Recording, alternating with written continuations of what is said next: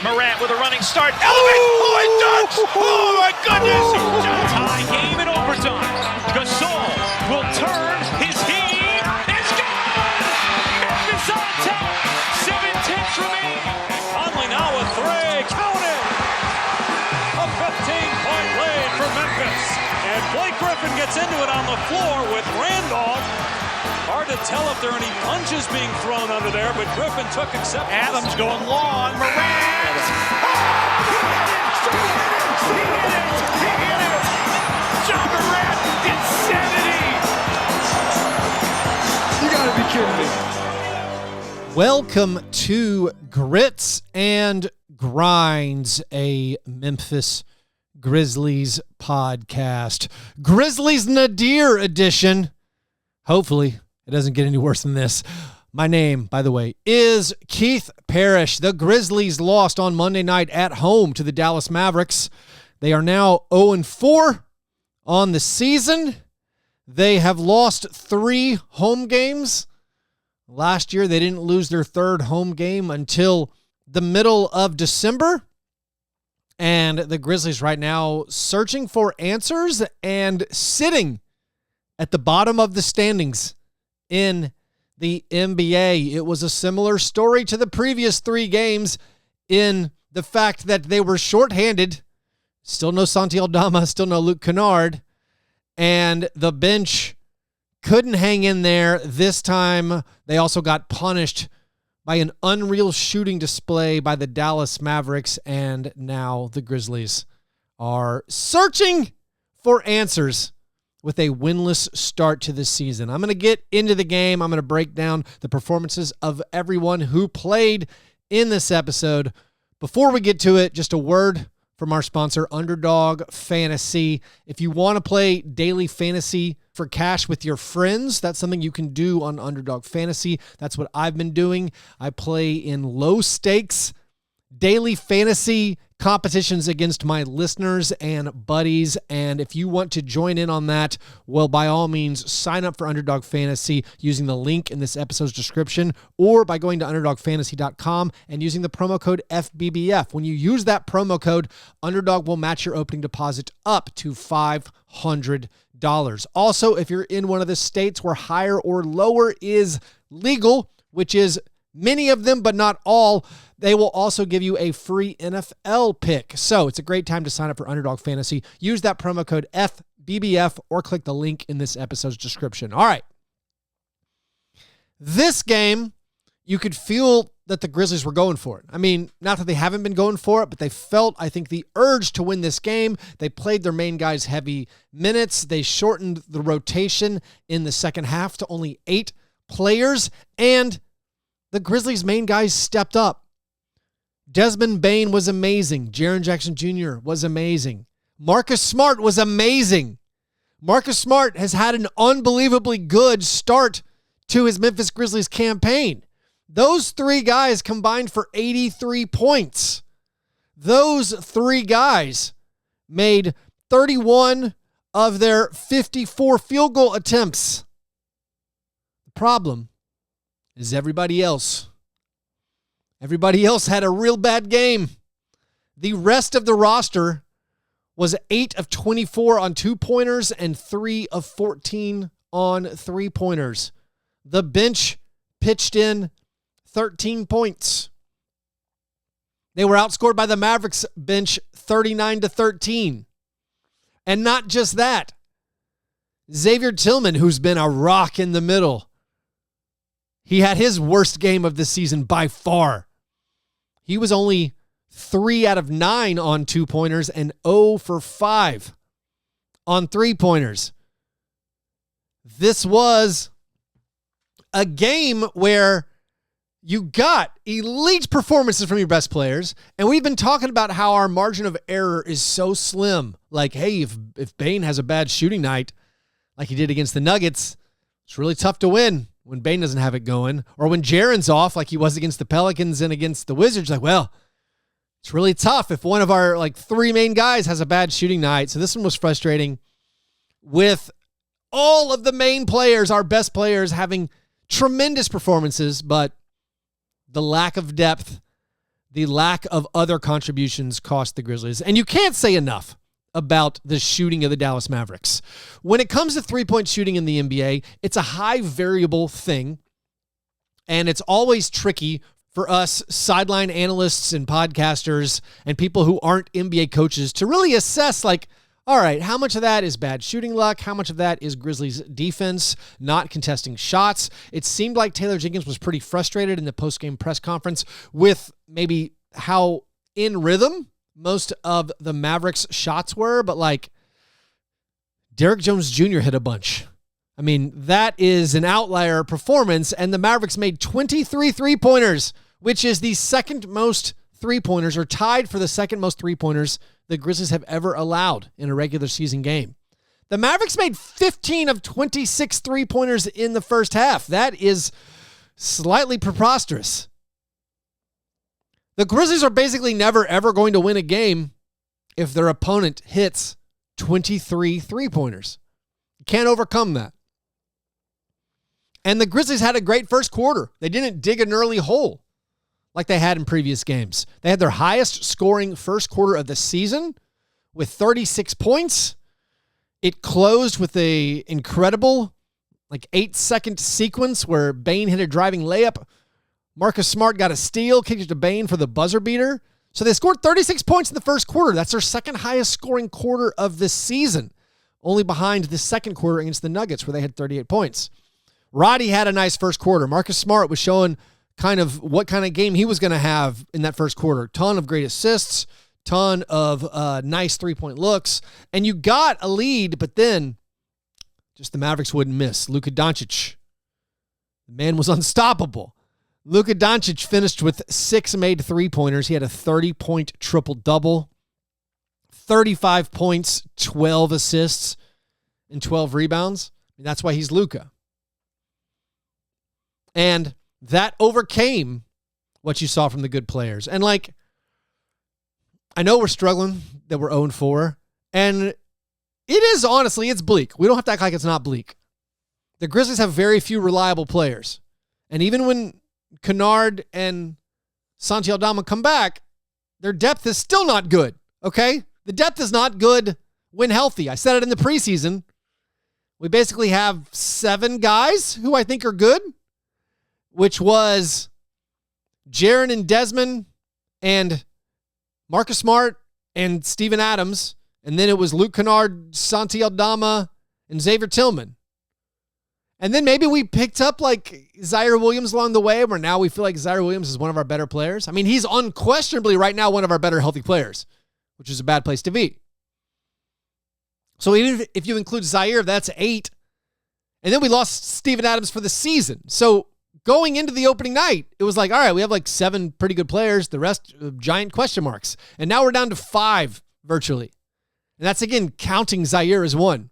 I mean, is Zaire Williams better than Josh Green? Or better than Tim Hardaway Jr.? Or better than Derrick Jones Jr.? He's supposed to be, but he wasn't in this game. I mean, this was Zaire's worst game of the season so far. It was still fine. I mean, we would have called this a good game last year for Zaire. He had 8 points, 7 rebounds, 2 assists, made 2 out of 4 threes, only 1 out of 4 on 2-pointers. But Zaire has continued that, hey, competent guy, useful rotation player. And with his size, that's a huge benefit. That's one of the only big silver linings to the first 4 games is Zaire seems like a useful 6'9" player, and we desperately need those. So, good job, Zaire. Good job getting 26 rebounds in the last 3 games. I'm not being sarcastic. Great job. That's something we desperately needed. But the team is so shallow. And if Derrick Rose, does what he did in this game, and LaRavia and Roddy and Conchar aren't scoring, and then Xavier Tillman has the worst shooting game of his life in the NBA, you certainly can't overcome the shooting performance that the Dallas Mavericks had. Now, Desmond Bane was incredible in this one. So Bane had 30. Jaren had 30. This was the 14th 30-point game of Desmond Bane's career. He moved out of a tie with Dylan Brooks for the 10th most 30-point games in franchise history in the regular season. After his next 30-point game, he will move into a tie with Mike Miller for the 9th most. This was Jaren's 11th 30-point game of his career, which is 12th in franchise history. He trails Dillon Brooks by 2. This was the 18th time in Grizzlies franchise history where they've had multiple 30-point scorers in the same game. This was the first time that Jaren and Dez accomplished the feat at the same time. Jaren's stat line. All right, Desmond Bane, kudos to you. 12 out of 17 from the floor. Amazing game. Got 3 steals. Picked up 3 assists, 6 rebounds. I mean, an unreal scoring game from Desmond Bane. But Jaren's game might have been better. I don't know. It's hard to parse, but they were both excellent. Jaren Jackson Jr., 30 points, 9 rebounds, 4 assists. Look out, Jaren. That's one off his career high. During the 11-0 run in the fourth quarter that made this a game again, where the Grizzlies hit 3 3-pointers. I mean, one of them, it's like maybe not that noticeable of a play, but one of them is off a Jaren assist where he gets in the paint and then throws it out to an open shooter. That's progress, baby. So Jaren played really, really well. Also, picked up some blocks, which he's prone to do. Excellent performances. Elite games from Jaren and Desmond. And then Marcus Smart scored a season-high 23, a season-high 9 assists. That's the most assists for any Grizzlies player this season. Yeah, he had 6 turnovers. He's averaging a lot of turnovers. He's averaging 3.8 turnovers per game. But Marcus Smart was tremendous. Marcus Smart so far this season, and this goes into the maybe not a silver lining, this is a scary thing, sort of. Marcus Smart's been great all year. Marcus Smart is not going to be this great all year. Marcus is way out over his skis on his shooting percentages. Those are going to dip and regress. I do not like being winless with the 4 games that Marcus Smart put together. They've been great. I mean, Marcus Smart with 3 steals. 5 made 3-pointers for Marcus. 5 out of 10 from downtown. 23 points, 9 assists, 3 steals. You wasted basically a game where your big 3 or your current big 3 all played at the peak of their powers. Now, let's talk a little bit more about the rest of the roster, if we must. Where to begin? Like I said, Xavier Tillman, 3 out of 14 from the field. He did do some of his defensive activity stuff, picked up 2 steals, blocked a shot, got 1 assist, got 7 rebounds. But it was a brutal offensive game from Tillman. Now, his shooting numbers are going to be a little more variable this year because he's taking 3-pointers. He missed all 5 of his 3-pointers. They were all good shots. A couple of them were absolutely wide open, set, corner 3-pointers. Got to take those. The rest of them all also seemed fine. Like there was one in transition I didn't love at the time. I went back and watched it. The Grizzlies didn't have numbers. There was 4 Mavericks in the paint. He had a wide open corner 3. He's been coached and instructed to take that shot. So I don't worry about the 0 for 5 from 3, but I think it affected his confidence, and he missed some 2-pointers. He missed all 3 of his free throws. He airballed a free throw, so you could see him basically visibly shaken.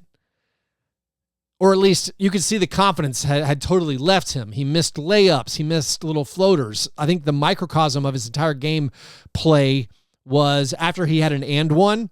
He had this and one after an unbelievable hustle play by Zaire and Jaren where they both saved the ball. And it ended up in Tillman's hands. He got fouled, made the layup. He goes to the free throw line, misses the free throw long. The rebound comes right back to him, and then he has a 4-footer, misses that as well. So Tillman, who'd been so good in the first 3 games, very much so had an off game. Zaire, gave you a C, just an average. And then the bench. All right, let's be generous about Derrick Rose's performance and say the fourth game in 6 nights was just a little bit too much for him. After a rough night on Saturday, where he at least had a couple of moments against the Wizards, he had a nightmarish game in this one.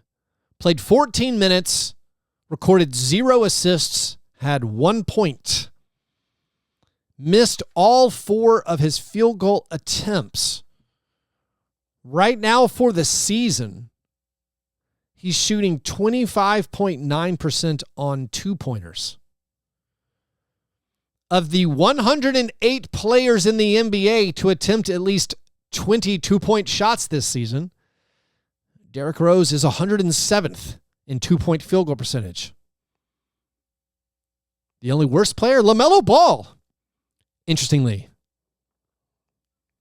So Derrick Rose is not getting the foul calls. He had a couple of misses where he was trying to draw a foul. He had one play where he just missed 2 layups, basically. I said last episode, like, his effective field goal percentage is terrible, and that's with him making 3-pointers. He was shooting over 50% from 3 in the first 3 games. Like, Derrick Rose, borderline unplayable. I mean, he still has veteran savvy, and he can still break down a defense some. And I don't think they should totally not play him. I do think they should steer away from lineups where he's on the court without Desmond Bane or Marcus Smart. Like, I don't think he can provide enough offensive spark on his own where he can anchor bench lineups where, like, you have Jaren as the big. You know, they're doing a good job of not playing lineups that have neither Desmond or Jaren, but we're seeing a lot of, like, Derrick Rose and Jaren Jackson Jr. lineups with bench guys. The rest of them are bench guys besides Jaren is the only starter, and I don't think Derrick has the burst or the finishing ability or just the shooting accuracy to kind of hold those down. Like, we're getting destroyed in those minutes.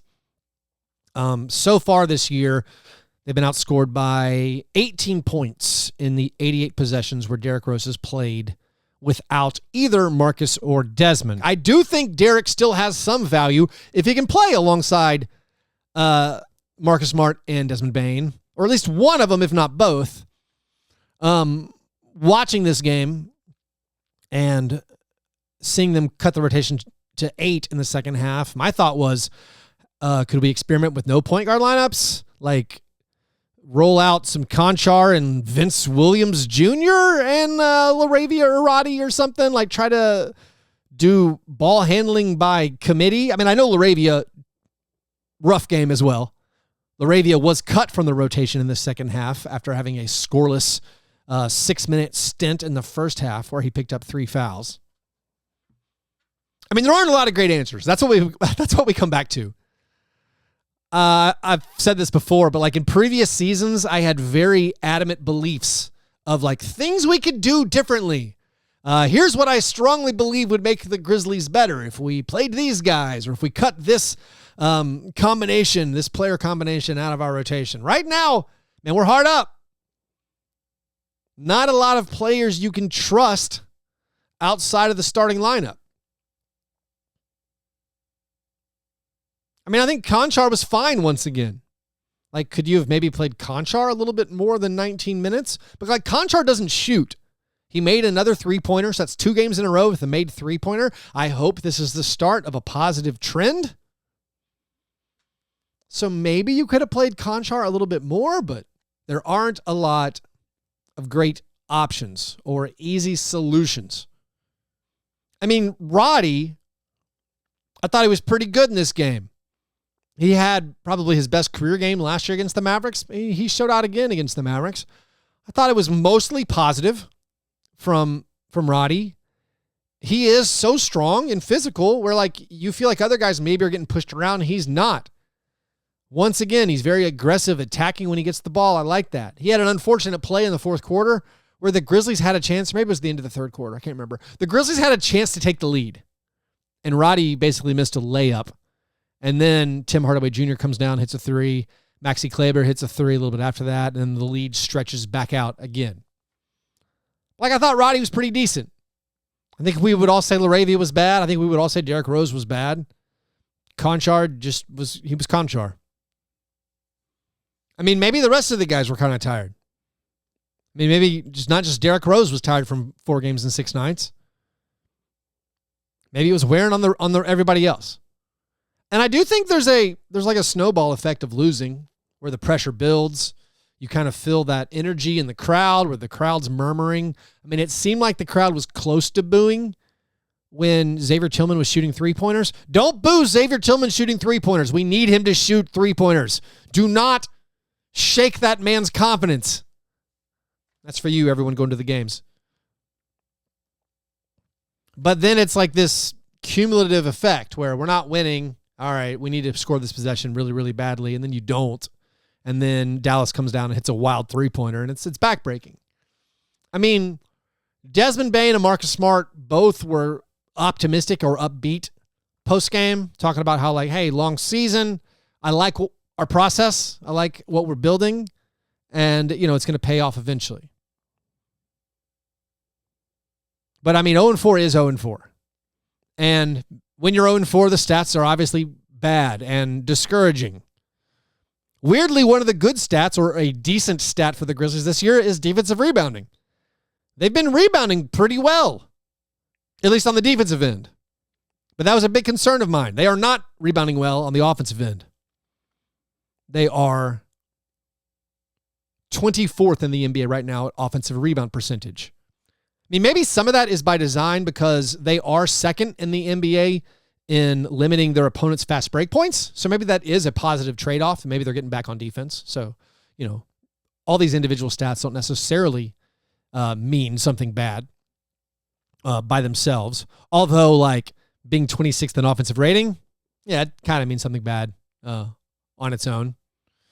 Being 23rd at effective field goal percentage defense, that's kind of bad, especially when you're also bad yourself at effective field goal percentage. So, obviously a tough start, and now the Grizzlies find themselves 3.5 games behind the Mavericks. Not that really matters about, winning the division. But the 2-time defending Southwest Division champs right now looking up and trailing the Mavericks. This, by the way, snapped a Grizzlies 3-game win streak against Dallas. But notable, Luka Doncic played in none of those 3 games. Luka Doncic has now won 9 of his last 10 matchups against Memphis. So we do not like seeing that guy come to town. He has left us with some really awful memories in the past. But the Grizzlies now go on a road trip. They go to Utah on Wednesday night. Then they play 2 games at the Trailblazers. These are winnable games. They're not gimmies. No games are gimmies yet. All right? Absolutely no games are gimmies for this Grizzlies team. Hopefully, Luke Kennard will be available. Taylor Jenkins said pregame he's no longer experiencing symptoms of the concussion. So hopefully he will be back, and hopefully he will remember to make 3-pointers or remember how to shoot. That was me editorializing. Taylor Jenkins didn't say that last part. Taylor Jenkins said he's no longer experiencing concussion symptoms. So hopefully Luke Kennard gets back and our bench looks less horrifying. Hopefully the Grizzlies, as they make their debut in the in-season tournament on Friday, that Friday game against the Trailblazers is a in-season tournament game. So there will be new courts. I think it might be new uniforms, but they still haven't officially announced their city edition uniforms, though they've basically been leaked. By the way, there are new courts for every team for the in-season tournament. I think the Grizzlies court looks really cool. It's gray, which some people don't like gray courts, but I think it looks great, especially compared to some of the other ones, which are very garish and loud and weird. Yes, it looks like a Vanderbilt basketball court, especially with the new jerseys, but I like it. I'm a fan. I'm actually looking this up right now. The Grizzlies will not be apparently wearing their new unreleased jerseys on Friday, although lots of teams, it looks like all the home teams get to wear their new city edition jerseys that are supposed to match the in-season tournament court designs. And then all the road teams are actually wearing white, according to lockervision.com. which honestly is good. If all the road teams are actually wearing the away white, which is what a traditional NBA uniform matchup used to be, I think that could look good. Or at the very least, it gives, I think, everything the best chance of the broadcast looking good with teams wearing some kind of maybe controversially bad city jerseys against these new interesting courts. But that's something to watch for on Friday night when the Grizzlies take on the Trailblazers. But I think that probably wraps up this whole episode. No reason to wallow. Better days and brighter days are ahead. And only 21 games until Ja Morant returns. Anyways, if you want to try that Underdog Fantasy, remember promo code FBBF. If you want to support this show, if you want to get access to exclusive bonus content, if you want to join my Slack channel and talk about basketball like the James Harden trade. I guess we can talk about the James Harden trade. That does affect the Grizzlies. The Clippers have looked very, very good this year. Maybe adding James Harden will cause them to self-combust, but I think adding James Harden, caveat if he's motivated, which you always have to say about James Harden, I think that makes the Clippers kind of terrifying, and it once again maybe makes another team more talented than the Grizzlies. So I think it is bad for the Grizzlies, basically, unless you believe in the James Harden team saboteur theory, which is fair if you do. I think the James Harden trade is bad for the Grizzlies. It moves a talented player from the East to a team you are going to be fighting for a playoff position, maybe fighting for a spot in the play-in. So things aren't great for the Grizzlies. So tune into the next episode. What a tease that is. No, if you want to support the show, join me over at patreon.com/fastbreakbreakfast. There you can directly support my creation of these Grizzlies shows, get access to bonus content, join the Slack channel. Anyways, hope you guys have a great Tuesday. Happy Halloween. I'll talk to you soon. Go Grizz.